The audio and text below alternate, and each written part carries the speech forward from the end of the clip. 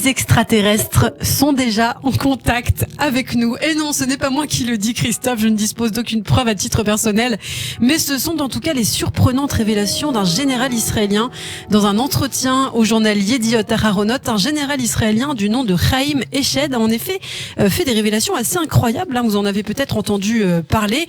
Christophe Dar, je crois que vous avez lu aussi cet article assez intéressant, mais alors dites-nous qui est Chaim Eshed.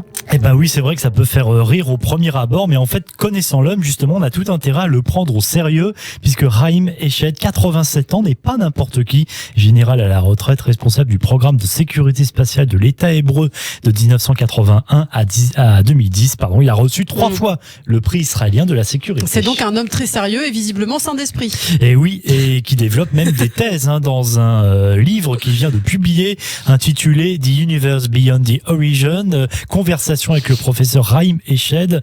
C'est vrai que cela peut amuser. D'ailleurs, Chaim Eshed, il le dit, convaincu que les mentalités ont changé, en particulier chez les scientifiques. Il estime n'avoir plus rien à prouver. Si j'avais dit tout ce qu'il y a 5 ans, j'aurais été interné. Aujourd'hui, ces questions sont traitées différemment et je n'ai rien à perdre. Et puis, comme pour se justifier, Chaim Eshed ajoute: j'ai eu mes diplômes et mes prix. Je suis respecté dans les milieux universitaires ici et à l'étranger, où les choses ont aussi évolué. Ah oui, c'est vrai qu'il n'a plus rien à perdre à 87 ans aussi, puisque sa réputation donc n'est plus à faire. Bon, et donc Chaim Eshed affirme qu'une fédération galactique, écoutez bien, aurait conclu un accord avec Israël et les États-Unis, c'est ça? Oui, absolument. Cela a tout d'un scénario effectivement de Star Trek, et pourtant, selon ses dires, une coopération humano-extraterrestre qui se traduirait, je cite Chaim Eshed, par l'existence d'une base secrète sur Mars où des Américains et des représentants extraterrestres travaillent ensemble, travaillent de concert. En gros, une base où se réuniraient apparemment des représentants humains et extraterrestres. Dommage, on n'a pas été invité, Christophe. Non. Bon, et est-ce que Chaim Eshed avance d'autres choses peut-être? Oui, selon lui, le président américain Donald Trump est bien au courant de cette association. Il était sur le point de la révéler au grand public. Ah bon, carrément? Oui, exactement. Mais la Fédération Galactique l'en aurait dissuadé, estimant que l'humanité n'était pas prête. L'ancien responsable israélien n'avance pas de preuves, ne précise pas non plus de quand datent ces petits rendez-vous secrets, mais assure que ce n'est tout de même pas un hasard si le président américain a lancé au cours de ses mandats une force armée de l'espace. Super, bon, ça nous laisse un petit peu de temps pour se faire à l'idée de que les extraterrestres nous envahissent peut-être. Bon, alors il faut quand même rappeler qu'à ce stade, aucune trace quand même de vie extraterrestre, plus sérieusement, et encore moins intelligente, n'a été rapportée. Oui, c'est vrai, les assertions de Chaim Eshed doivent être prises quand même avec des pincettes, parce que bien que spectaculaires, aussi bien par leur nature que par le CV, comme on l'a dit, de celui qui les énonce, et bien évidemment, ils ne brillent pas par leur originalité, puisqu'on a déjà, entendu, il en a plusieurs fois ce genre de choses, ces théories déjà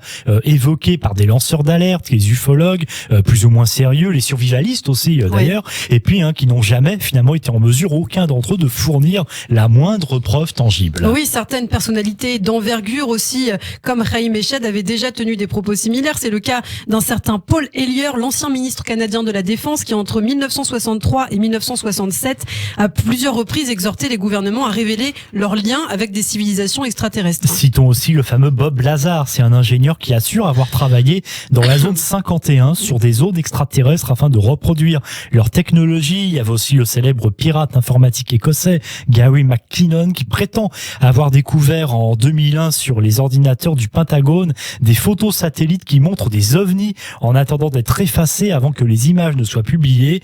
Il aurait aussi déniché une liste d'une vingtaine d'agents non terrestres, ce qu'on appelle les non-terrestrial officers, avec leur nom et leur grade, preuve selon lui que les États-Unis ont une flotte de vaisseaux spatiaux. Et on peut quand même les prendre au sérieux puisque ce sont quand même d'éminents scientifiques, n'est-ce pas Christophe? Oui, tout à fait. Bon, et dans l'immensité de notre galaxie, tout contact émis à distance, en tout cas, mettrait très longtemps à nous arriver. Donc j'ai lu par exemple sur internet, donc moi je suis pas du tout scientifique, loin de là, mais que le diamètre de la Voie lactée fait un peu plus de 100 000 années-lumière, soit il faudrait plusieurs années de kilomètres pour l'atteindre. Oui, exactement. Et sachant que la planète la plus proche de la Terre, en dehors du système solaire, est à plus de 4 années-lumière, il faudra donc 4 ans à un vaisseau navigant à la vitesse de 300 000 km par seconde pour nous rejoindre. C'est pas la porte à côté.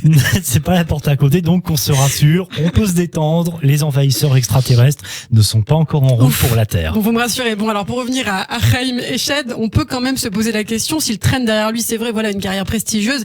Cela n'a jamais été la garantie absolue d'une fiabilité à toute épreuve et certains le qualifient même d'affabulateur quand même. Et alors, effectivement, une fabulation qui peut être sincère toutefois, mais on l'accuse aussi de vouloir faire le buzz pour booster les ventes de son livre dont on parlait au tout début de ce dossier. Et bien entendu, en tant qu'ancien militaire, on peut aussi voir une forme de provocation pour semer le trouble au sein des puissances étrangères.